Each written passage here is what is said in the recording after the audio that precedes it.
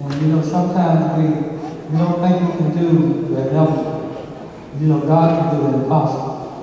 And when I can stick with Him, then I can get some things that happen in a person's life that can draw them away from God. They can draw them away from their purpose in life.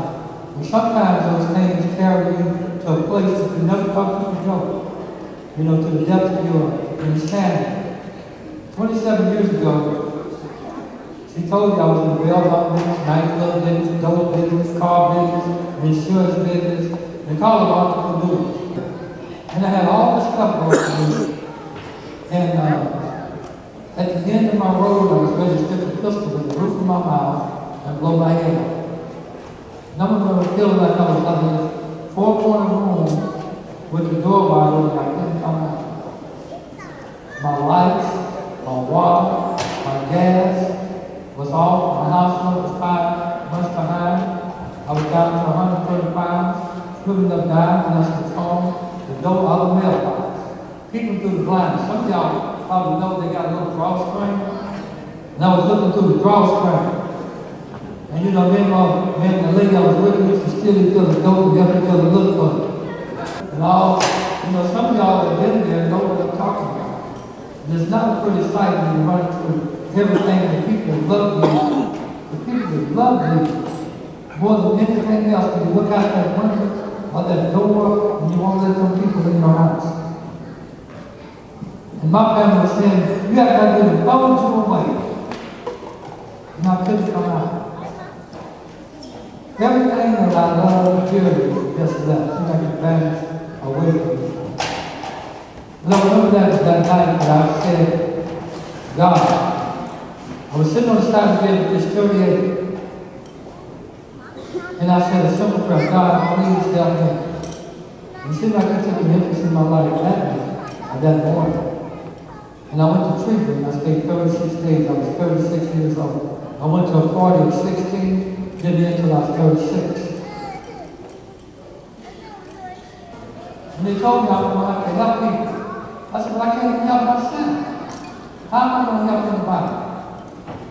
And so when I came home and I got with my brother, I ended up going to those meetings and stuff. And I tell you, my life never been the same since. That's 27 years ago. And I started helping people.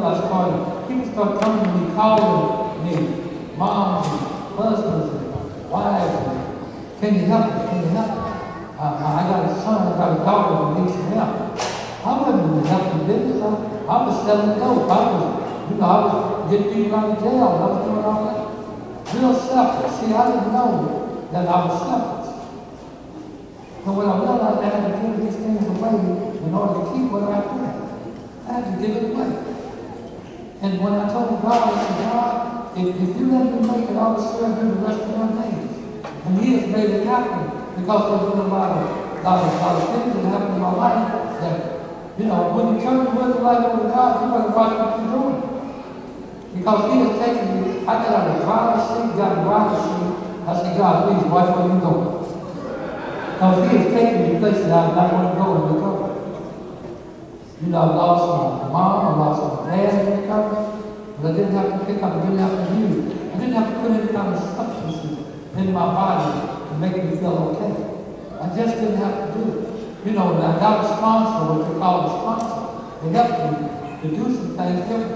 I was looking at those kids, man, they got a vision, a hope, and a promise of freedom. If we could just take our kids and do those things that need to be done with them, it wasn't I was raised right.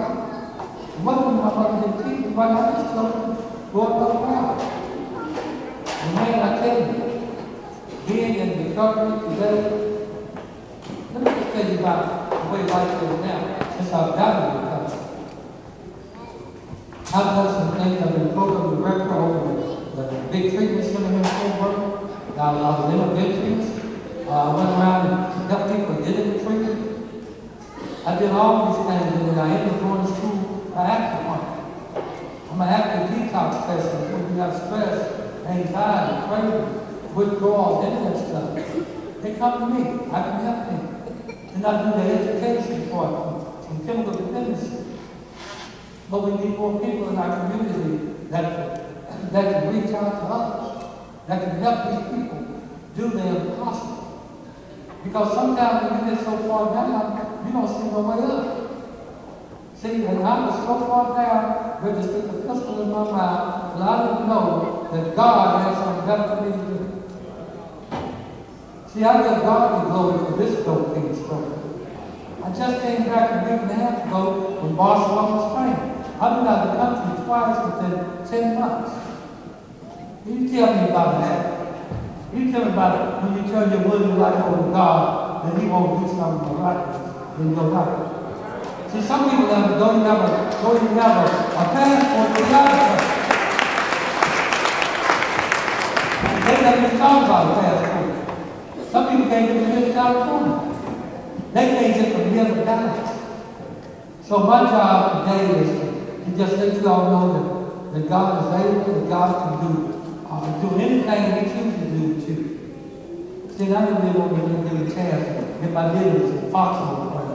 God, you get me out of this won't do no more. God, please let the door be good. God, please don't let the police catch me. That was what I was about. But today I wake up in the morning and I say, good morning, God, instead of good God this morning. When I fall on my knees, I write the most powerful force in the universe to be on my side. And I do my little reading, I feed my spirit, I feed my spiritual food daily. And I go to my knees and I talk to my sponsor. That's what we have, sponsors.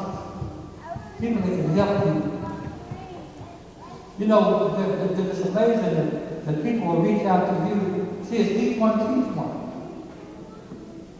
I was so selfish, I didn't want to give away anything. You know, it's like little kids. You know, little kids, they come in the world, blessed they the Lord. We were all once children, weren't we? I don't think we send our kids to school to get a PhD in how to be selfish. You know, I was almost see anybody say, you know, they snatch the toy from the kid. That's my kid, boy. See that he's selfish as he can be. I don't know anybody does that with their children. But if they got a bunch of toys that they love to play with, and they got one especially they love to play with, but when kids come over, they want to put that toy down and go pick up all the other ones that the kid is playing with that's different. And what you have to tell the child, share. Now, I know you didn't come to life like that. I said, look, I want you to be selfish now. But I have to learn all that I learned on how not to be selfish. I have to learn how to forgive people for what they've done. See, unforgiveness is a blessing block. If you got some folks who don't have you can't forgive,